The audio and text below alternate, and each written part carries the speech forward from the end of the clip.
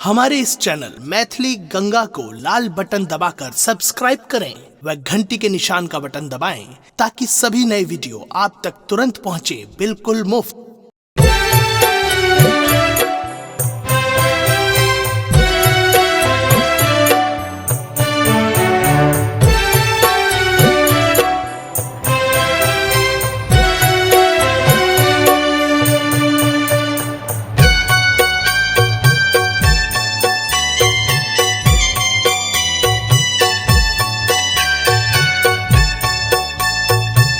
अपने सुन रहल छी गंगा कैसेट के प्रस्तुति।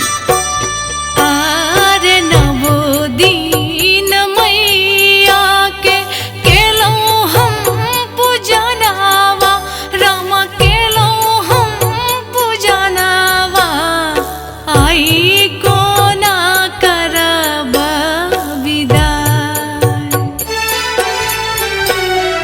झर झर झरैया नैना सोनोरावा, रामा नैना सोनोरावा। कोना का धरी धीर आई कोना करब विदाई, आई कोना करब विदाई।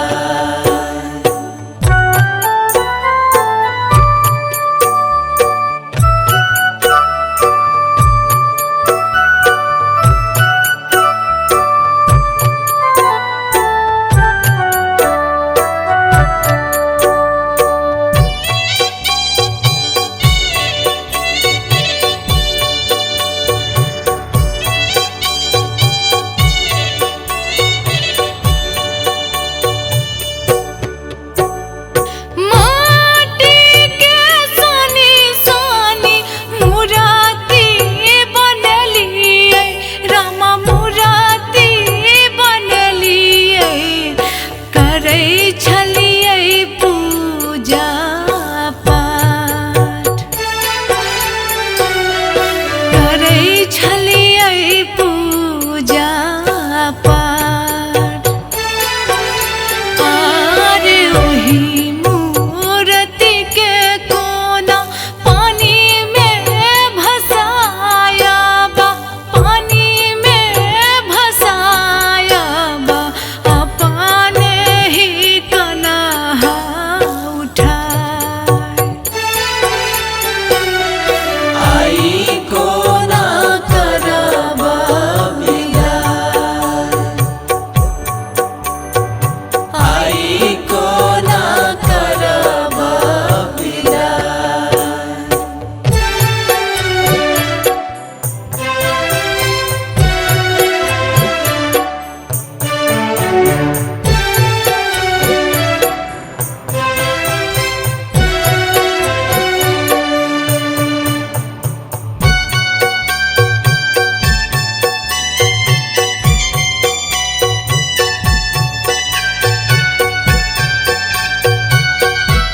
अपने सुन रहल छी गंगा कैसेट के प्रस्तुति।